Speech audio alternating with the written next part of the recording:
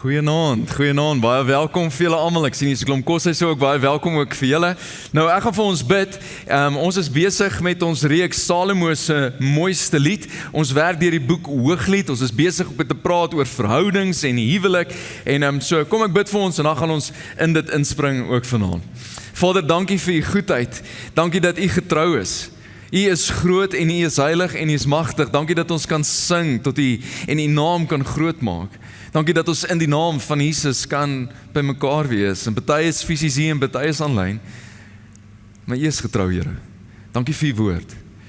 En ek kom vra dat u deur u gees, u woord sal oopbreek. Want nie net dat ons beter verstaan nie, sodat ons beter sal doen. Dat ons anders sal leef, dat ons anders sal optree. En dat ons u sal volg in u weë en u manier, sodat ons u beste kan beleef in hierdie lewe. Seën ons, Here, in die naam van Jesus. Amen. Soos het laasweek begin met hierdie reeks, en is regtig om te praat oor verhoudings vanuit God se perspektief, hoe hy dink oor dit. En laasweek het ek vir jou gesê, dat die groot idee is eintlik, is hierdie, vir die reeks, is dat God se manier is nie net reg nie, dit werk. Dis nie net, okay, dis reg en ek gaan hemel toe nie en ek is die res van my lewe verveel die op aarde nie. Nee, dit werk. Dit maak jou lewe beter. God se manier maak jou lewe beter en dit maak jou beter met hierdie lewe. Om hierdie lewe te leef soos wat hy wil hê. En as ons sy beginsels volg, kan dinge verander. En laasweek het ons begin praat oor hierdie ding en verhoudings en eintlik was dit so half die begin van hulle verhouding hier in Hooglied. En ek het gepraat oor verskillende karaktereienskappe wat mans moet hê vir 'n goddelike verhouding en karaktereienskappe wat vrouens moet hê vir 'n goddelike verhouding. Nou luister baie mooi, die doel van laasweek was nie sodat jy 'n lys het en sodat jy hom oor die kop kan slaan soos, ja, jy is nog nie daar nie, jy moet beter doen as hierdie nie. Gee die manne in die kans om te groei binne-in hierdie. Hier's 'n amen van 'n man hierso. So kom ons maak seker dat ons dit kan doen. Ek het vir jou gesê laasweek jy moet luister vir jouself. Jy kan nie luister vir iemand anders nie, jy moet luister vir jouself. Nou laasweek was dit die begin van die verhouding. Hulle het begin kyk en wat is die karaktereienskappe en waarop hulle dit bou. Nou vanaand gaan hulle op 'n date gaan. En hulle begin hierdie proses van om uit te gaan en dan is daar die troue wat gebeur. En ons gaan kyk na dit alles vanaand. En hier sal die ondertoon van vanaand. Wat jy in gedagte moet hou en wat jy vas moet maak in jou hart. Jy gaan speel soos jy oefen. Hoe jy oefen in verhoudings, is hoe jy op die ouene gaan opeindig. En ons leef in hierdie illusie dat ek kan speel of kan oefen soos wat ek wil en date soos ek wil en uitgaan soos ek wil en dan eendag dan gaan ek dit alles reg kry en lief hê soos wat Christus lief gehad het. En dit is net nie die waarheid. Kom ons kyk rondom ons. As ons kyk na wat die wêreld sê oor verhoudings, is daar eintlik baie verwarring. En dalk moet ons net vir mekaar sê, normaal is nie eintlik goed nie. Dit wat algemeen normaal is in die lewe wat ons leef, die uiteinde van dit is nie goed nie. En miskien as ons wil hê dat dit wat ons beleef in verhoudings, en veral dit wat ons beleef in huwelike, as ons wil hê dat dit drasties anders te moet lyk, dan moet ons dalk ander weë begin. Ons moet op ander maniere te gaan, en miskien moet ons teruggaan na die manier hoe God uitgedink het, die een wat verhoudings en huwelike uitgedink het. En miskien moet ons weer begin dink en begin toepas wat hy gesê het.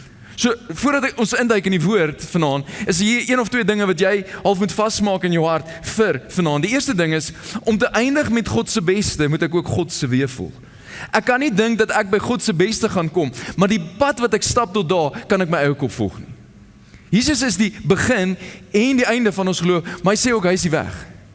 En as ons by die beste wat God vir ons wil hê, in verhoudings en in huwelike wil uitkom, dan die manier hoe ons huwelike en op verhoudings bou, moet gebaseer wees op sy manier, op sy weë.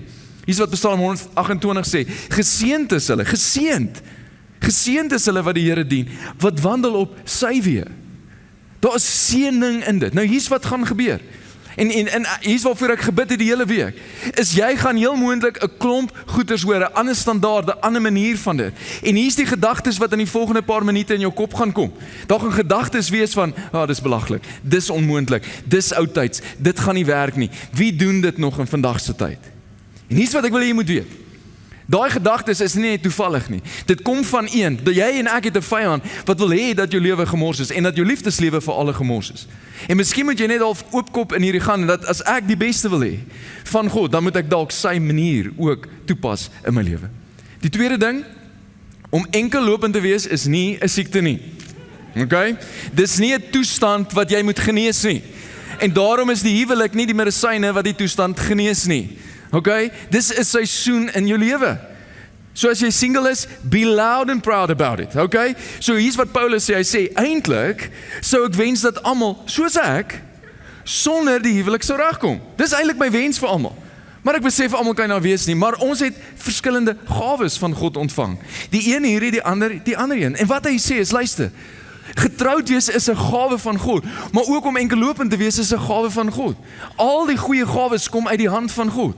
En ek weet, daar's baie druk op jou wanneer jy enkellopend is en almal vra, hoorie, wanneer is dit jou beurt? En as jy elke keer by troue is, soos miskien is die volgende een joune. En daai tannie wat altyd op jou keus is, hier's so side note. As sy weer vir jou sê die volgende keer is joune, as jy by 'n begrafnis is, dan sê vir haar, volgende is dalk joune.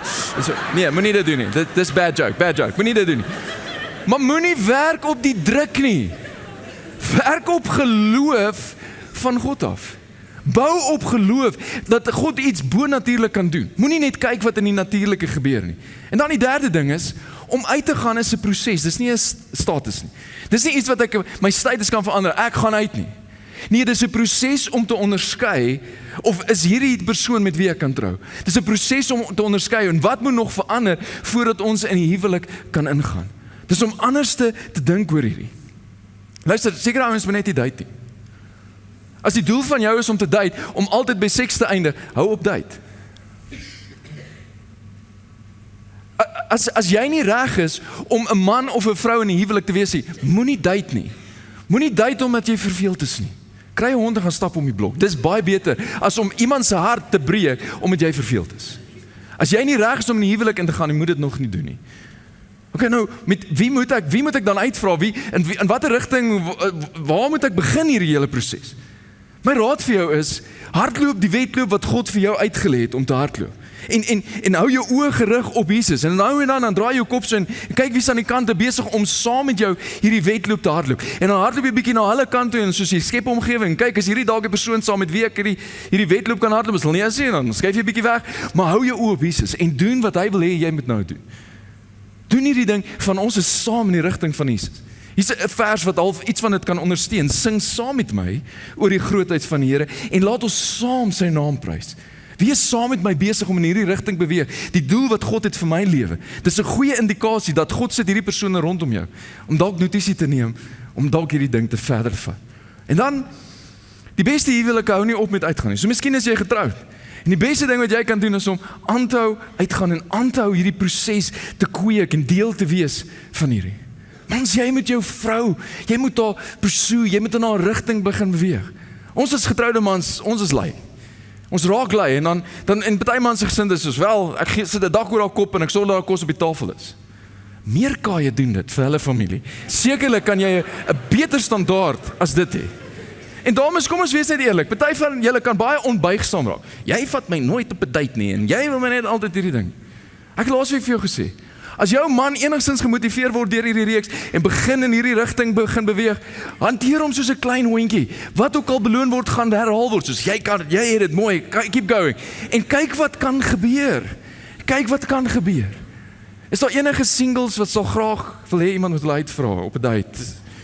Nou is jou kans, steek op jou hand. Enige singles hierso, kyk rond, hou jou hand en kyk uit. Jy het jou kans gehad, ek het jou probeer, maar jy wou nie. Okay, anyway. So,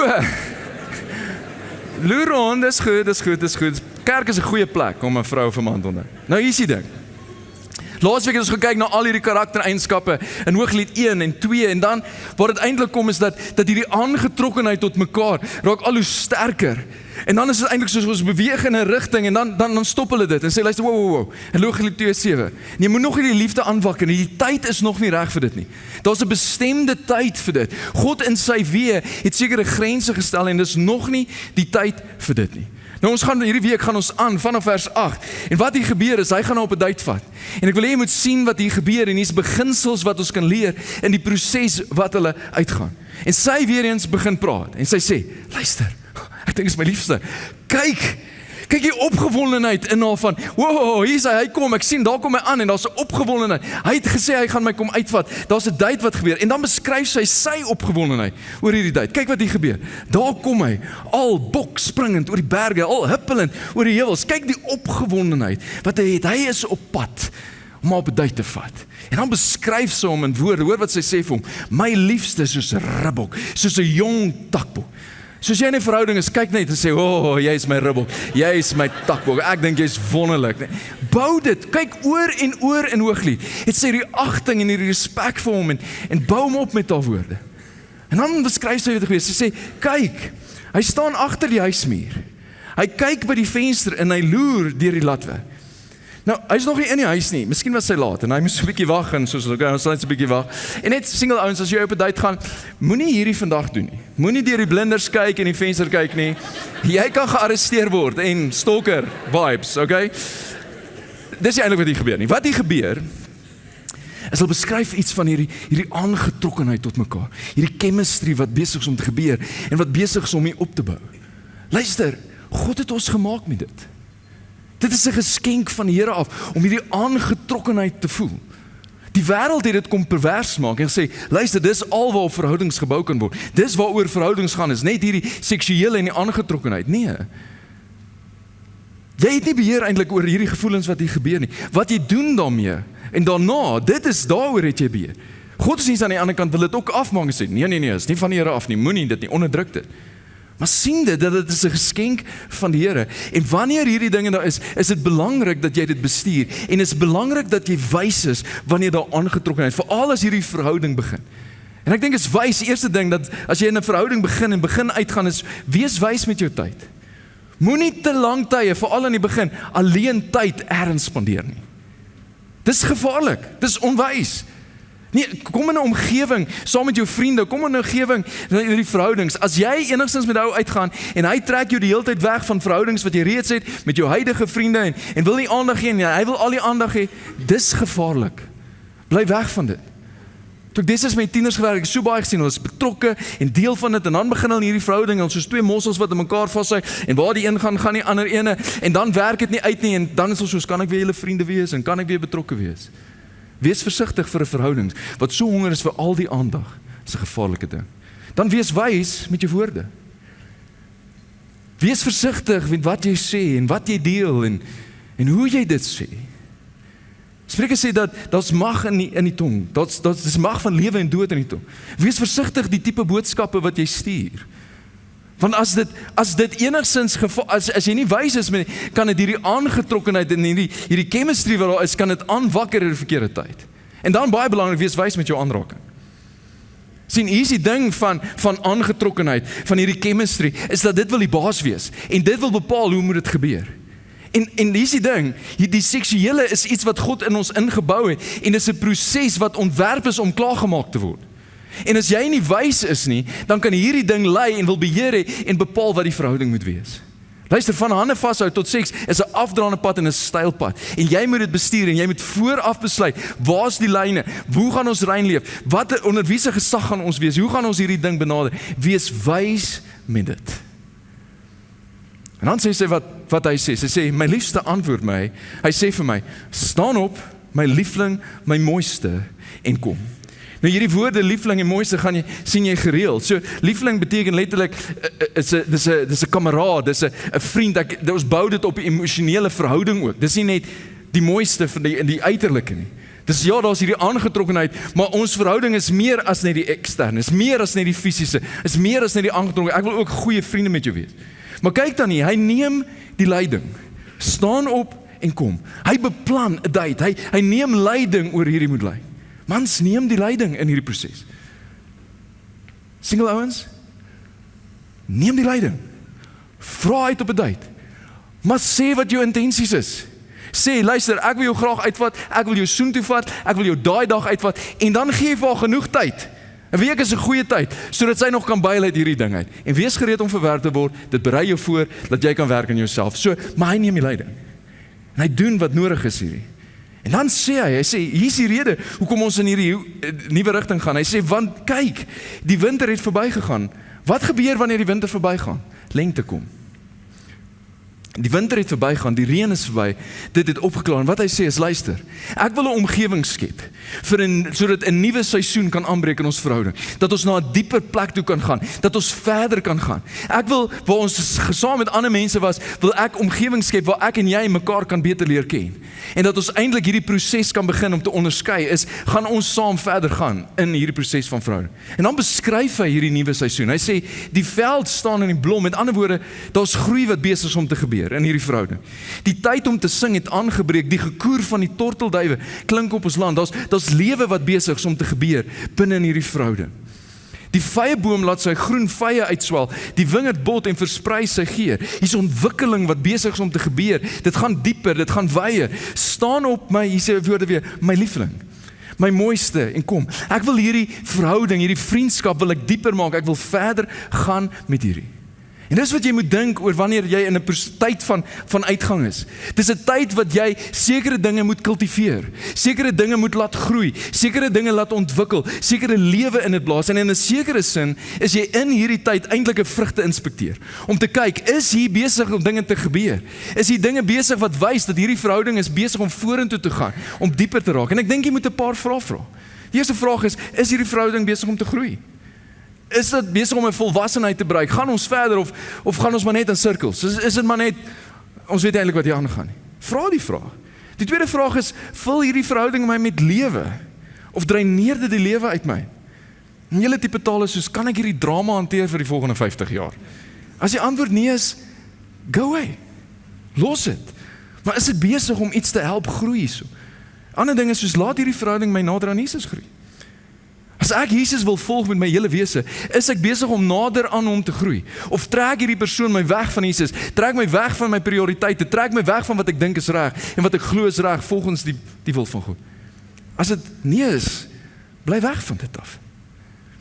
En weer eens, bou hierdie kultuur, bou hierdie ding wat nodig is. Partykeer sal my sê, ek hou van hom. Okay, waarvan hou jy van hom? Ek hou van hom. Nee, wat van hom hou jy? Wat is die dinge wat jy sien? Is dit dinge wat lewe bring? Is dit dinge wat gebeur? Single ouens, luister baie mooi. Vra. Sê wat jy wil doen. Sê wat jou intensies is met hierdie verhouding.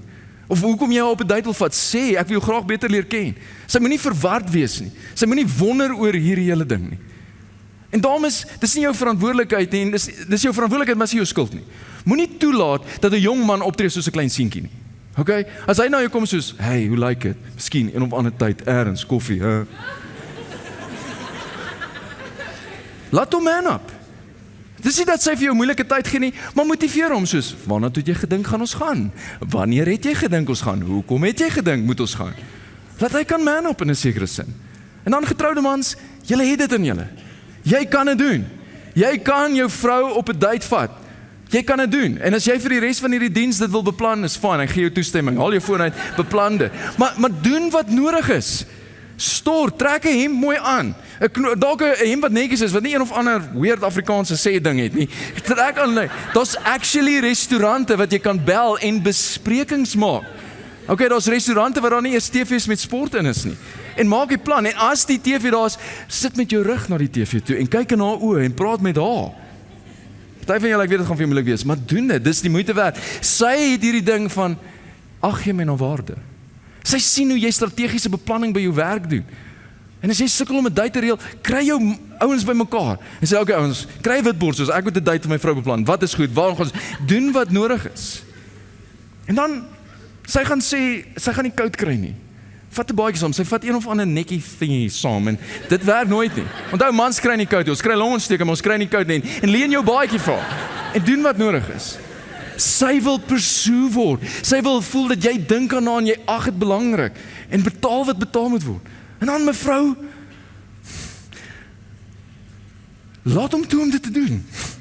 Okay? Mense sê ja, jy wil my net uitvind want Pieter het gesê jy moet my uitvind nie. Vat my altyd na dieselfde plek toe nou. Drip, drip, drip, drip. Nee, laat dit toe dat jy dit kan doen. Vra jouself af, is dit lekker om jou uit te vind? Indien nie, verander. En laat hom toe dat hy hierdie omgewing kan skep. Ja, Pieter, maar ons het kinders. Asseblief, moenie dat kinders die rede wees om jy doen nie. Moet nooit die kinders leer dat die wêreld draai om hulle en jou hele wêreld draai om hulle nie. Sê vir hulle, hoor, ons gaan uit en ons gaan na julle gunsteling restaurant toe en julle kan nie saam gaan nie. Cheers. En ons gaan. Doen dit. Okay. En by the way, hier is net 'n tip. Ons het Vrydag aan 'n tienerbediening, TICSC. Kom laai hulle af. Hulle leer van Jesus en jy kan op 'n date gaan. Dit werk vir albei kante. Maar doen wat nodig is. Doen wat nodig is. Luister, jy verwaarloos nie 'n verhouding dat dit floreer nie. Jy verwaarloos nie 'n tuin en skielik groei alles net perfek nie. As jy wil jou huwelik en jou verhouding moet ontwikkel, moet jy die omgewing skep wat dit kan gebeur. Hy gaan aan, hy beskryf dit verder, hy sê, my duif in die rotskere in die skuilplekke teen die bergkrans. 'n Duif is 'n senuweeagtige ding. Hy skrik maklik. En hy sê, jy my liefste, jy is soos hierdie duif wat wegkruip in rotskere en in skuilplekke daar teen die bergkrans. En ek wil 'n omgewing skep wat jy kan veilig voel en wat jy kan uitkom. Hoor wat sê hy? Hy sê, laat my jou gesig sien.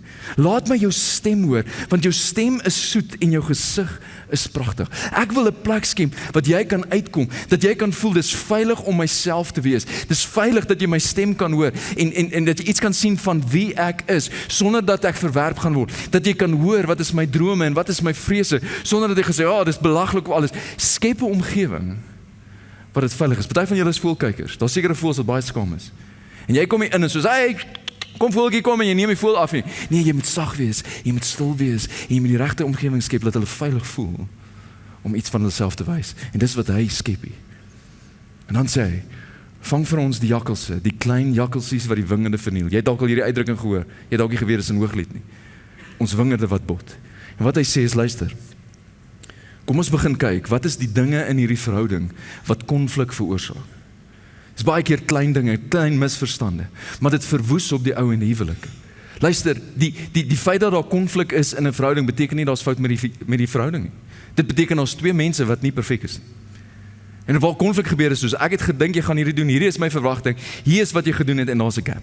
En dis waar konflik gebeur. En konflik is nie gelyk aan beklei nie. Party mense is soos, luister, ons het nooit konflik gehad nie. Dis nie die waarheid nie. Dit gaan gebeur. En asseblief moenie konflik vir my wanneer jy uitgaan nie. Dis nie die tyd om konflik te vermy nie. Inteendeel, moenie met iemand trou voordat jy nie hulle gesien het in 'n konfliksituasie nie. As jy nie gesien het hoe hulle konflik hanteer, moet asseblief nie met hulle trou nie. As jy nie gesien het die proses wat hulle volg om iemand te vergewe nie, moenie met hulle trou nie. Geef hulle 'n punt uit 10 uit vir hoe hulle dit hanteer om iemand te vergewe, want eendag gaan jy die persoon wees wat hy moet vergewe. En leer om konflik te hanteer, leer om probleme saam op te los, leer om deur dinge te werk, sodat jy aan die ander kant kan uitkom sterker. En dan sê sy, my liefste is myne en ek is syne. Hier is hierdie, ons behoort aan mekaar, hier is hierdie wederwysige toewyding aan hierdie verhouding. Ons wil saam hierdie ding doen, ons wil saam ontdek of is hierdie reg, ons wil saam die veranderinge maak wat hier gebeur. Om uit te gaan is 'n goeie tyd om te oefen, om mekaar te dien en om toe te pas wat Efesiërs 5:21 sê, van julle moet aan mekaar onderdanig wees. Oefen om te kyk is soos, stel ek jou behoeftes eers en stel sy my behoeftes eerste. As jy die enigste een is wat bydra tot hierdie verhouding, as jy die enigste een wat die gewig dra, as jy die enigste een wat toewyding gee aan hierdie, moenie dink dat die huwelik dit gereg maak. Party mense leef in hierdie illusie, dis 'n probleem wat ons uitgemaak, as ons net eers trou, gaan alles fyn wees. Dit gaan alles net erger maak. Huwelike maak nie probleme reg nie. En die van julle wat getroud is, net 'n side note, om 'n kind te kry maak nie probleme in 'n huwelik reg nie. Inteendeel. Gooi al die probleme saam in een pot en dan haal jy al die slaap wat jy moontlik gehad het uit en jy gooi 'n paar hormone wat heeltemal de mekaar is in en dan sê jy, okay, probleme oplos. Daai kind dink nie aan jou en hulle dink net aan hulself. They will kill you. So maak seker dat jy bedink hierdie ding reg. Kyk, is daar toewyding aan hierdie? Is ons saam in hierdie ding? En dan beskryf sy weer iets. Hy wat tussen die narsings wy. Aan die begin van hierdie hoofstuk dan sê jy is die narsing tussen die dorings. Jy is die beste. Ek wil by jou wees. Sekere vertaling sê dat hy gaan eintlik terug en hy laat sy vee weer wy.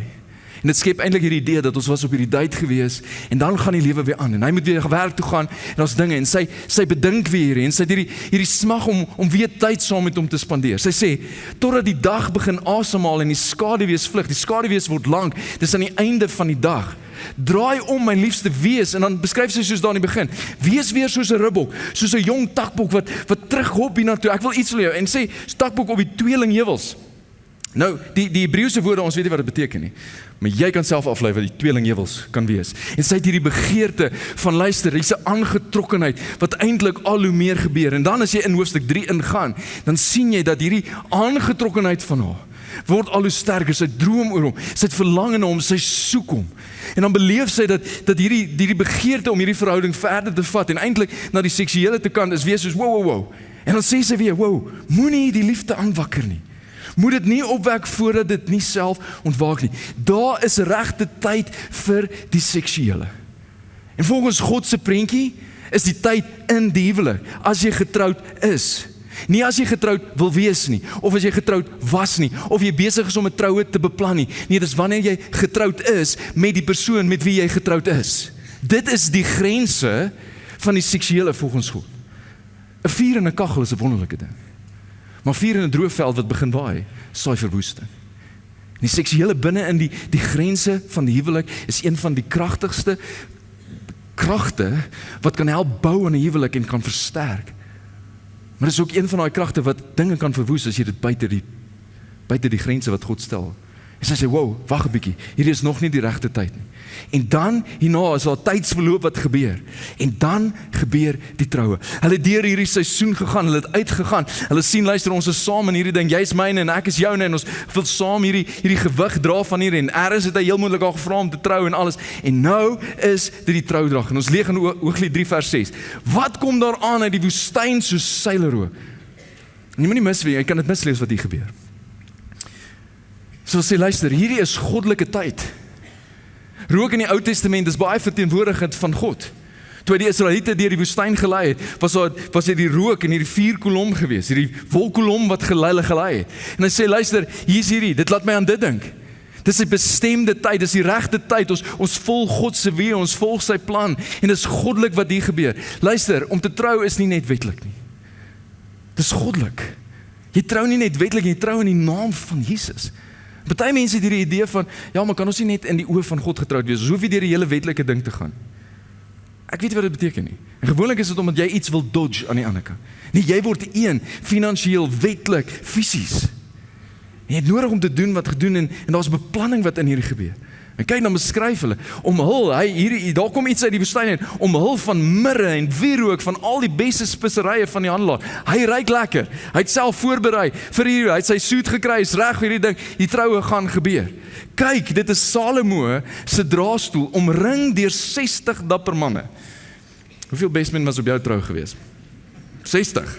Hy het 60 dapper manne, van die dapperste in Israel. Almal bedrewe met die swaard, ervare krygers, elkeen met sy swaard op sy heup, bedag op nagtelike gevare.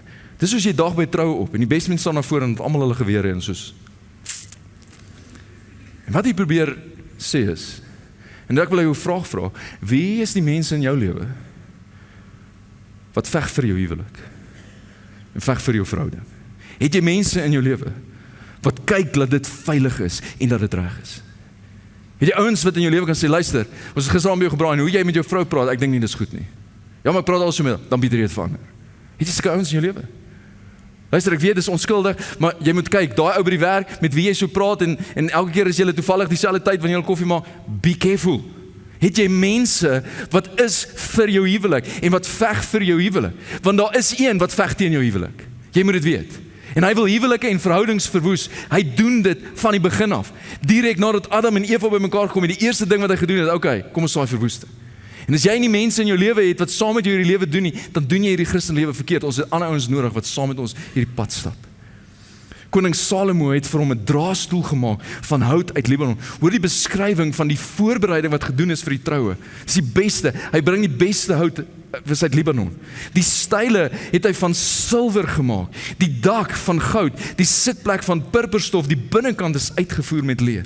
En dis al hierdie voorbereiding wat gedoen word. En dis omtrent hoe dit werk wees as jy trou. Dit is silwer en goud wat jy moet betaal. En dis hierdie voorbereiding wat gebeur. Luister, dames of manne, kom ek sê so, sy droom van die troudag al julle lewe lang. En sy weet presies wat sy wil hê en hoe dit moet wees en die blommetjie moet daar kom en dit moet gebeur en jy moet net op die regte plek staan soos dis reg, is mooi, is doen, jy doen dit nie. Dames, hy droom van die begin van sy lewe af oor die huweliksnag. Okay? Hy word hierdie oggend wakker, ek wonder hoe die tafels gedek gaan wees nie. Dis nie waarna hy dink. die oggend nie. Hy het 'n aanplan, maar ons gaan volgende week by dit kom. Volgende week praat so oor die hele huweliksnag. En by the way, daar's 1 hoofstuk oor die seks en daar's 2 hoofstukke oor konflik. Just a side note, want God weet wat hy sê. Maar dis al hierdie voorbereiding wat gebeur. En dan, kyk hierso, hier is die uitnodiging vir al die mense. Meisies van Jerusalem, kom uit, meisies van Sion, kom kyk na koning Salomo, na die kroon waarmee sy moeder hom gekroon het op sy troudag, op die dag toe sy hart oorstelp van vreugde was. En dit beskryf iets van die trou, dit is 'n feesviering, dit is 'n bruilofsfees. En jy saam met jou vriende en saam met familie en almal is daar om saam fees te vier. Troues is wonderlik en dis mooi. Maar luister baie mooi. Ek vind dat baie mense berei meer voor vir die troue as vir die huwelik. En die troue is baie korter as die huwelik. En as jy nie die voorbereiding doen wat nodig is vir jou huwelik nie, jou troudag gaan nie help daarmee. Maak nie saak hoe perfek dit is en dat alles op plek is en dat almal mooi gelyk het en regte kos op die regte tyd en alles gesien en almal hulle speeches was mooi nie. Dit beteken niks as jy nie voorberei het vir die huwelik nie. Luister baie mooi, ek wil dit sê, oefening oortref beloftes. Hoe jy oefen bepaal hoe jy gaan speel. Oefening oortref beloftes. Beloftes wat jy daar maak aan mekaar. Waarborg nie dat alles gaan van. Dit gaan oor of jy oefen en voorbereid vir dit. Imagine, kom ons vat die cheetahs byvoorbeeld. En hulle sê, luister, ons gaan ons beloof en ons self commit om te wen. En ons gaan dit selfs nog level up. Ons gaan 'n klomp mense nooi, ons gaan mooi aantrek, ons gaan dominee kry, ons gaan dit in 'n kapel doen. En ons gaan daarvoor staan soos ons beloof vandag om te wen. Dit waarborg geen wen nie. Nee, jy verbind jouself om te oefen sodat jy kan wen. En jy het nodig om te oefen om te wen. So baie keer gaan ons in die huwelik in en ons dink verbond en ons gebruik die woorde van verbond soos wat die Bybel huwelike beskryf, maar ons tree op soos kontrak. En ek wil iets vir jou van dit verduidelik. Kontrak het sê dat dit gaan oor my en as jy dit doen, dan sal ek dit doen. Verbond is soos dat ek is hier vir jou en ek doen, maak nie saak vir jou kant nie. Kontrak is tussen 2 persone. Verbond is tussen 3, tussen jou en jou man of jou vrou en God. Kontrak is korttermyn. As ek beter een kry, dan loop ek, dan vat ek dit. Verbond is langtermyn. Kontrak hou rekord. Soos jy het dit gedoen, jy het sê dit gaan doen, hoekom gebeur dit nie? Jy het dan gesê, verbond is, ek hou nie kontrak, ek hou nie rekord van wat jy doen en nie doen nie. Verstaan, ons praat die taal van verbond, wanneer ons beloftes maak, verbeel jou juist by 'n troue, en jy, almal van julle is gaste, en sê, okay, hulle het gesê, hulle wil eie beloftes maak, en hier begin ons soos, okay, ek beloof, dat ek sal jou lief hê, as jy altyd betyds by die huis is. Okay, ek beloof, dat ek sal jou altyd lief hê, as jy nie te veel gewig optel nie, en sorg dat daar altyd kos is. Jy gaan al sinne soos, nee, dit klink nie reg nie. Want dit is kontrakterme. Ons sê, jy kan nie dit sê by 'n troue nie, maar dis hoe baie mense optree in 'n huwelik. As jy dit doen, dan sal ek dit doen. As jy dit doen, sal ek dit doen. Huwelik is 'n prentjie van die liefde, die verbondsliefde wat God het. Dat hy het geëerste gegaan. Maak nie saak wat ons reaksie, toe ons nog sondaars was, het hy reeds sy liefde aan ons bewys aan 'n kruis. En huwelike moet 'n prentjie wees van dit. En ons troue moet 'n prentjie wees van dit wat ons wil sien gebeur. So baie keer wil ek vir jou sê, is huweliksprobleme is nie huweliksprobleme nie. Dis dat ons nie toelaat dat die evangelie die finale sê het in ons lewe nie. Ons sê ons is Christene, maar ons laat nie toe dat dit wat Jesus sê, ons lewe rig nie. Hier is wat Paulus skryf, wanneer hy skryf oor die huwelik in Efesiërs 5, hy sê, wees uit eerbied vir Christus aan mekaar onderdane. Omdat julle volgelinge van Jesus is, omdat julle agting vir hom het, omdat julle eerbied het vir hom, dit moet 'n invloed hê op julle huwelike. Julle moet mekaar dien in julle huwelik, julle moet aan mekaar onderdanig wees, soos nie ek dink aan jou eerste, nie jy dink aan my eerste, nie jy's belangriker as ek, nie jy's belangriker as ek, want ons wil Jesus volg in dit, ons wil sy naam bekend maak, en daarom hanteer ons mekaar so in die huwelik. Nie van as jy dit doen, dan sal ek dit doen nie. Net die volgende vers is, vrouens, wees aan julle mans onderdanig, net soos julle aan die Here onderdanig is. Weereens, die verwysing is my verhouding met God. Dit bepaal hoe ek gaan ingaan in hierdie verhouding. Omdat ek aan hom onderdanig is, omdat ek hom lief het, omdat hy die eintlike leier is, gaan ek sy weë volg binne in hierdie oë. En dan vers 25, mans, julle moet julle vrouens lief hê, soos Christus die kerk lief gehad het, en sy lewe daarvoor afgelê het. My voorbeeld gaan wees hoe Jesus sy kerk, sy bruid, lief het. En ek gaan kyk hoe hy dit gedoen het, en dan gaan ek dit doen. My en sy verhouding rig wat hier binne in die huwelik gebeur. En die voorbeeld wat hy gestel het, was verbondsliefde. Hy het eerste gegaan. Hy het gesê, maak nie saak wat jou reaksie is, ek gaan my liefde vir jou wys. Ek gaan doen wat nodig is vir jou. Ek gaan wat my toekom, gaan ek eenkant toe sit, en ek gaan jou behoeftes sit wat bo myne is. En dit is die prentjie wat dit moet wees. Miskien is jy hier vanaand, en jy is enkelopend. En ek dink, want ek wil afsluit, en ek dink is nodig om 'n reaksie te hê. En as jy enkelopend is, dan moet jy 'n keuse maak. Jy moet 'n keuse maak, watter weë gaan jy volg? Watter manier gaan jy volg in verhoudings? Hoe gaan jy verhoudings bou? Gaan dit doen soos wat die wêreld sê? Die wêreld se prentjie is, begin date, bly saam, breek op. Begin date, bly saam, breek op. En in die proses oefen jy 'n proses. Of gaan jy 'n ander manier, God se weë begin volg? Ja, Pieter, maar die wêreld, ja, maar hulle gaan dit sê. Nee, maar omdat ek Jesus volg, omdat hy die koning van my lewe is, omdat hy Here van my lewe is, gaan ek sy weë volg. Jy moet besluit neem. En wat kan gebeur indien jy die besluit neem? Wat kan gebeur indien ons, wat Jesus so sê, julle moet mekaar lief hê soos wat ek julle lief het. Want as julle mekaar lief het soos wat ek julle lief het, sal die wêreld weet dat julle is my volgelinge. Wat kan gebeur as ons daai voorbeeld begin volg? Jy wat enkelopend is, die wêreld hou jou dop en soos, wow, die manier hoe hulle mekaar eer, die manier hoe hulle mekaar hanteer, die manier hoe hulle date, en selfs wanneer dit nie uitgewerk het, hoe dit opgebreek het, die agting en die respek wat daar is, en daar's niks van hierdie snaakse goed wat in die wêreld gebeur nie. Wow, sekerlik moet hulle volgelinge van Jesus wees. Wow, kyk daai getroudes, kyk hoe hulle mekaar lief het, kyk hoe hulle mekaar eer, kyk hoe hulle hierdie huwelik bou. Dit is so anders as hierdie wêreld. Sekerlik moet hulle Christene wees. Wat kan gebeur as almal wat hierdie kerk bywoon, begin lief hê op hierdie manier, en hoe hulle verhoudings bou, en date, en huwelike bou, so lyk soos wat Jesus gesê het? Wat kan gebeur? Ek bedoel, wat gaan gebeur, is dat ongelowiges gaan sê, luister, ek glo nie wat julle glo nie, maar ek wil asseblief hê dat my dogter met een van hulle uitgaan. Want hy gaan definitief beter kyk as wat die res van hierdie wêreld gaan kyk na. Ek glo dalk nie alles wat hy glo nie, maar sekerlik. Wat kan gebeur? Jy wat enkelopend is, jy moet 'n besluit neem. Hoe gaan jy dit doen? Wat 'n standaarde gaan jy stel? Wat 'n pad gaan jy volg? Want as jy die beste van God wil hê, dan moet jy sy weë ook volg. Vir julle wat getroud is, ek weet nie waar jou verhouding is nie. Ek weet nie waar jou huwelik is nie. Miskien is dit nie heeltemal waar het moet wees nie. Maar ek wil vir jou sê, onthou. Miskien moet jy onthou, dit wat aanvanklik daar was. Die emosies wat jy aanvanklik beleef het, die gevoel wat aanvanklik hier was. Miskien moet jy onthou toe sy in die paadjie afgestap gekom het, al is dit 30 jaar terug. Onthou wat jy gevoel en die emosies wat jy beleef het en die drome wat jy gehad het. Miskien moet jy dit onthou. Miskien moet jy weer terugdink aan wat eens was. Miskien moet jy daai spark en wat dit uit die hemel uit begin het, moet jy verder vat en weer bou en daai vuur en daai passie moet jy weer aanwakker. Salomo skryf in Spreuke, sing die lof van jou eie fontein. Verheug jou oor jou eie vrou, die vrou van jou jeug, sê party vertalings. So vol liefde, so mooi, en dan is weer die taal soos 'n takbok, soos 'n ribbok. Geniet volheid van haar liefkosing. Laat dit jou deur in tyd bedwelm. Kyk die taal en die woorde wat gebruik word om die huwelik te beskryf. Dit is, verheug jou daarin, geniet dit. Wees bedwelm deur die liefde wat jy het. As jy vanaand hier is en ek wil bid vir julle wat enkelopend is en ek wil bid vir julle wat trou. Miskien moet jy net mekaar se hande weer vashou.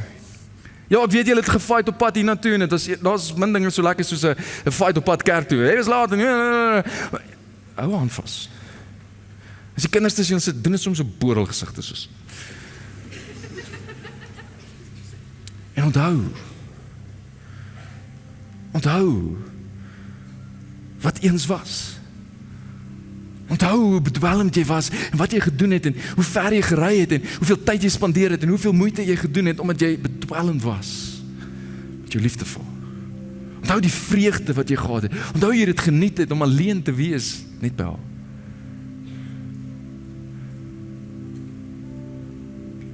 Wat is dit wat moet verander? Wat is dit wat jy anders moet doen? Hoe moet jy weer 'n omgewing skep waar jy die dinge kan beleef? So ek wil bid vir jou. En miskien moet jy jou besluit en jou reaksie op wat ek sê vanaand voor die Here neerlê. En vir al jy wat dalk enkelopend is. Miskien moet jy vir die Here sê waarvoor jy jouself commit. En miskien moet jy vir 'n vriend na die tyd vertel soos hierdie is pad wat ek wil stap. Help my met hierdie pad. en geloof in wat die Here se manier is. So kom ons bid. Vader, in die naam van Jesus kom bid ek vir al die enkellopendes wat deel is van ons gemeente. En ek bid Here dat hulle sekere besluite sal neem en sekere standaarde sal stel en sekere geloof en hoop sal hê vir wat U wil kom doen in hierdie seisoen en dat hulle dit sal sien as 'n gawe uit U hand uit. Ek bid vir die wat uitgaan, dat die manier hoe hulle dit doen, dat dit iets sal getuig van U liefde. En as daar aanpassings gemaak moet word, dat hulle in geloof sal doen, dit wat U vra, omdat hulle U wil eer. Ek kom bid vir getroude koppels. Ek bid Here dat U die liefde tussen hulle sal aanwakker. Ek bid dat hulle sal onthou. Ek bid dat jy hulle sal herinner aan wat aanvanklik was. Ek bid dat daar aksie geneem sal word om weer omgewings te skep waar dit kan gebeur. En waar hulle dit kan beleef en kan ervaar. En dat die passie en die vuur weer sterk kan brand. Here, U is getrou. U weë staan vas. U weë is reg en dit werk. En help ons om dit te sien, ook binne in ons gemeente. Seën ons Here, ons eer en ons prys U. Dankie dat U ons eerste lief gehad het, en daarom kan ons lief hê. Dankie dat U eerste tree geneem het, om U liefde vir ons te wys, selfs toe ons nog geen reaksie gewys het. Ons eer U daarvoor, in die naam van Jesus. Amen. Amen.